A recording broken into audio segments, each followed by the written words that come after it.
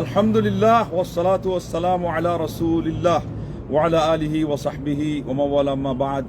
সম্মানিত দর্শক শ্রোতা, আমার প্রাণপ্রিয় মুসলিম ভাতৃমণ্ডলী, আজকে আপনাদের সামনে আল্লাহ রাব্বুল আলামিন দুনিয়ার জীবনে অত্যন্ত চমৎকার উপমা পেশ করেছেন। অনেক জায়গাতেই, বিশেষ করে সূরা কাহফের ৪৫ নম্বর আয়াত এবং সূরা ইউনুস এর ২৪ নম্বর আয়াতে উল্লেখ করেছেন। তো সূরা কাহফের মূল প্রথম কথাটা এটার মতোই, এই জন্য এটা রিপিট না করে, সময় যেহেতু কম, আল্লাহ রাব্বুল আলামিন শেষে গিয়ে এটার পয়েন্ট আউট করে কি বলেছেন যে ফাআসবাহা হাসিমান তাযরুহুর রিয়াহ, যে সেটা হয়ে গেল একেবারে জ্বলন্ত অথবা শুষ্ক পাতা, যেগুলোকে বাতাসে উড়িয়ে দেয়। মানুষের জীবনের শেষ পরিণতির কথা এটা বলেছেন। ডিটেলসটা যেহেতু পুরাটাই আবার এর চেয়ে আরো বেশি বক্তব্য সহ আসছে সূরা ইউনুস এর ২৪ নম্বর আয়াতে, সেই জন্য আজকে সেটা নিয়ে কথা বলবো, অনুবাদ সহ, সরল অনুবাদ এবং কিছু সংক্ষিপ্ত ব্যাখ্যা। আর দাবি থাকবে যে আপনারা সেগুলো দেখে নেবেন। সূরা কাহফের কত নম্বর আয়াত বলা হয়েছে? ৪৫ নম্বর আয়াত। আচ্ছা, সূরা ইউনুসে আল্লাহ পাক নিজেই উদাহরণ সহ কথা বলতেছেন যে ইন্নামা মাসালুল হায়াতিদ দুনিয়া, কেবলই দুনিয়ার জীবনের উদাহরণ হচ্ছে, মানে এইটাই যেটা বলা হচ্ছে এইটাই, এর চেয়ে বেশি কিছু সেখানে নাই। চাওয়ার পাওয়ার, তোমাদের এত বেশি আশা আকাঙ্ক্ষার এখানে বেশি কিছু নাই। কি বলছেন আল্লাহ? কামা ইন আনজালনা মিনাস সামা, আসমান থেকে আমি আল্লাহ যে পানি বর্ষাই, যে বাড়ি বর্ষানোর মাধ্যমে পানি আমি অবতরণ করিয়ে থাকি। ফাখতালাতা বিহি নাবাতুল আরদ, এইটার সাথে মাটির জমিনে যেই সমস্ত উদ্ভিদ, যেই সমস্ত আপনার গাছপালা ঘাস, এইগুলো যখন তার সাথে একাকার হয়ে যায়, তারপরে আল্লাহ পাক বললেন যে মিম্মা ইয়াকুলুন নাস ওয়াল আনআম, যেগুলো মানুষ এবং চতুষ্পদ জন্তু ভক্ষণ করে। মানুষ ভক্ষণ করে শস্যাদি, চতুষ্পদ জন্তু ভক্ষণ করে ওই তৃণলতা এবং ঘাসপালা, মাস কথা সব এর ভিতরে শামিল। এরপর আল্লাহ পাক বললেন হাত্তা ইযা আখাযাতিল আরদু যুখরুফাহা, মাটি যখন তার সৌন্দর্য গ্রহণ করলো, মানে এগুলো যখন উদ্গত হয় তখন তো একটা মনোরম পরিবেশ তৈরি হয়। আল্লাহ পাক বললেন ওইটার কথাই। ওয়াযায়্যানাত, এবং সৌন্দর্য মণ্ডিত হয়। মণ্ডিত শব্দ একটু আপত্তিকর, তার মানে সুন্দর যে একেবারে সে কি হয়, আপনার রং তার মধ্যে চড়ায়, রং মাখায়, সে সৌন্দর্য অবলম্বন করে এবং মানুষের জন্য শোভা পায়, মানুষের চোখে শোভা পায়। এরপরে আল্লাহ পাক কি বললেন? ওয়াযান্না আহলুহা আন্নাহুম কাদিরুনা আলাইহা, এগুলো যারা চাষ করলো তারা এখন একেবারে আশাবাদী হয়ে গেল যে আমরা এটা এখন কি করব। তার মানে এটা একেবারে ওই উদ্গত হয়ে সে এখন পরিপক্ক হয়েছে। ফল হোক, ফুল হোক, শস্যাদি হোক, কাটার সময় আসে, এটা হলো তারা যখন মনে করলো যে তারা এখন এটাকে তারা হাতের নাগালে পেয়েছে। আতাহা আমরুনা লাইলান আও নাহারা, আমাদের নির্দেশ তার উপরে আসলো হয় রাত্রে কিংবা দিনে। অবস্থা কি দাঁড়ালো? এমন অবস্থা হলো ফাজআলনাহা হাসিদা, ওখানে বলা হয়েছে হাসিমা, শুষ্ক, পাংশু বর্ণর হয়ে যাওয়া। আসলে হাসিম আরেকটা অর্থ হলো জ্বলে পুড়ে সারখার হয়ে যাওয়া, যেটা সৌন্দর্য শেষ, তার সব কিছু ভিতরকার যত তরুতাজা ভাব সব শেষ হয়ে যাওয়ার পরে হাসিম হয়। আর এখানে হলো হাসিদ, মানে কর্তিত, যেটা নিজেরা কাটতো, নিজেরা উৎপাদন করত, নিজেরা ফলন তুলতো, ওইটা এখন ওই রাত্রে এবং দিনে, রাত্রে অথবা দিনে আল্লাহর পক্ষ থেকে আপনার বাতাস আসার কারণে, ঝড় তুফান আসার কারণে, বায়ু, আরেকটা আছে লো হাওয়া, যে কোনো জিনিসের কারণে এটা হয়ে গেছে কর্তিত, হাসিদা।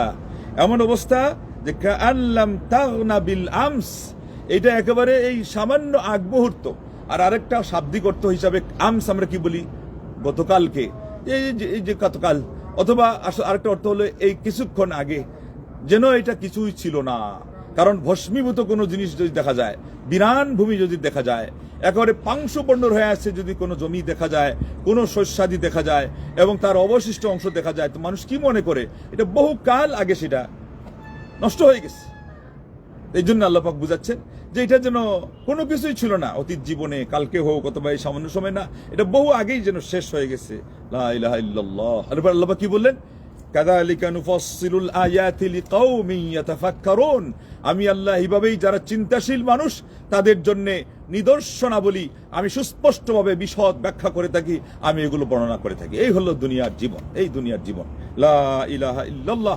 তার মানে মানুষ খুব আশাবাদী হয়, মানুষ এটা নিয়ে খুব স্বপ্ন দেখে, মানুষ তাদের জীবন এবং যৌবন, এমনকি হাদিসের মধ্যে আসছে মানুষ বৃদ্ধ হয় কিন্তু তার মনের ভিতরে দুইটি জিনিস আরো বেশি যৌবন লাভ করতে থাকে। একটা হলো আয়ুর মোহ, আরেকটা হলো ধন সম্পত্তির মোহ। মানে আরো বেশি খাই, আরো বেশি আমি চাই। যত আয়ু পাইলো মানুষ হিসাবে তার মনের ভিতরে এটা থাকেই থাকে। অতএব কেউ যতই দোহাই দিয়ে বলুক, আমি আল্লাহর কসম দিয়ে বলছি, আল্লাহর দোহাই দিয়ে বলছি, আমার এক পা কবরে চলে গেছে, আমি দুনিয়া এটা চাই না। এগুলো হাদিসে আসছে, একটা হাদিসে আসছে।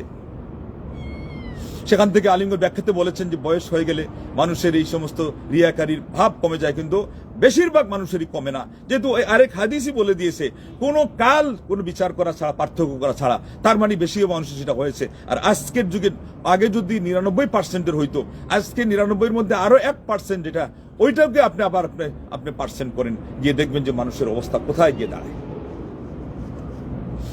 মানুষের অবস্থা কোথায় গিয়ে দাঁড়ায়।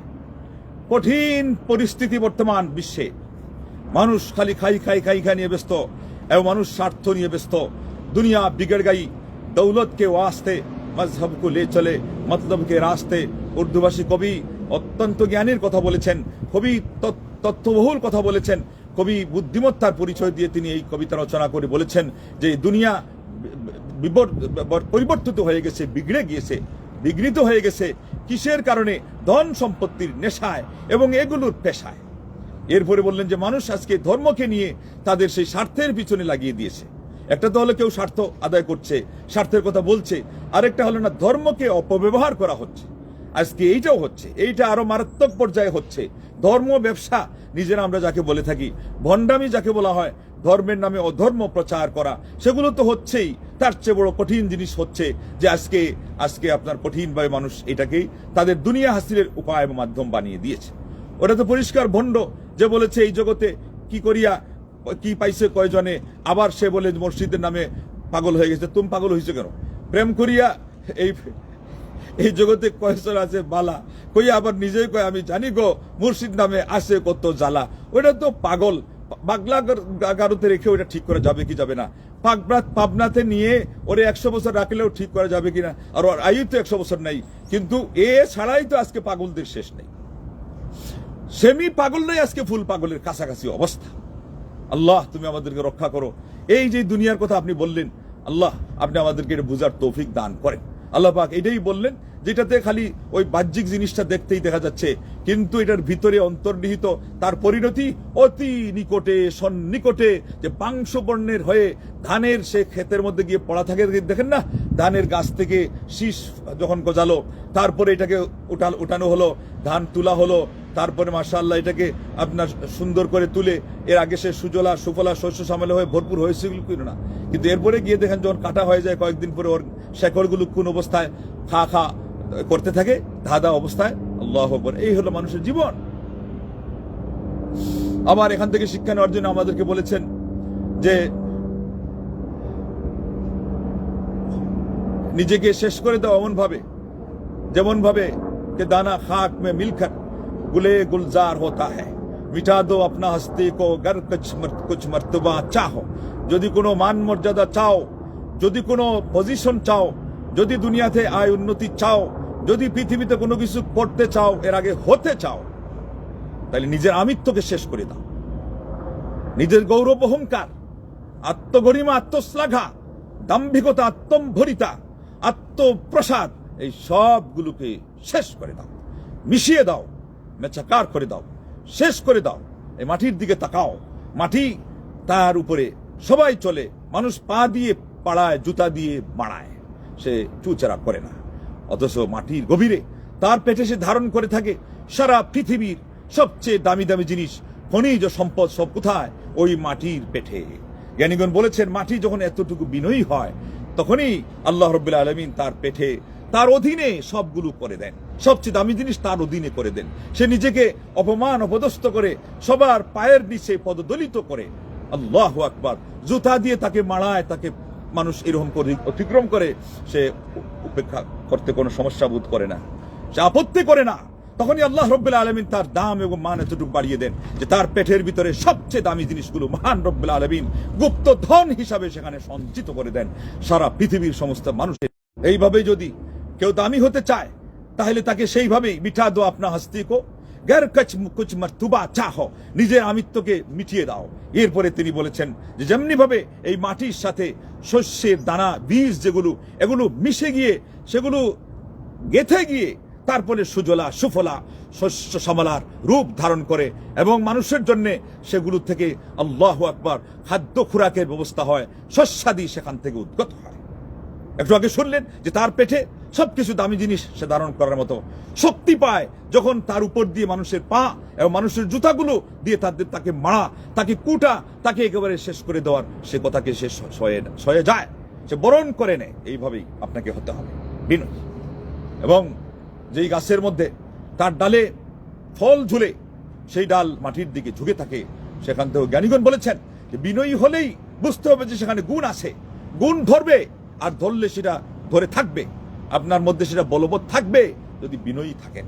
আর যদি মাথা উঁচু করে খালি এদিকে উঠতেই থাকেন, ওখান থেকে কোনো ফল ফুলের এবং ফুল আর কোনো কিছুর আশা করা যায় না, জাতি কিছু আশা করে না, এটা একটা খুঁটি হয়, একটা খাম্বা হয় মাত্র। আল্লাহু আকবার।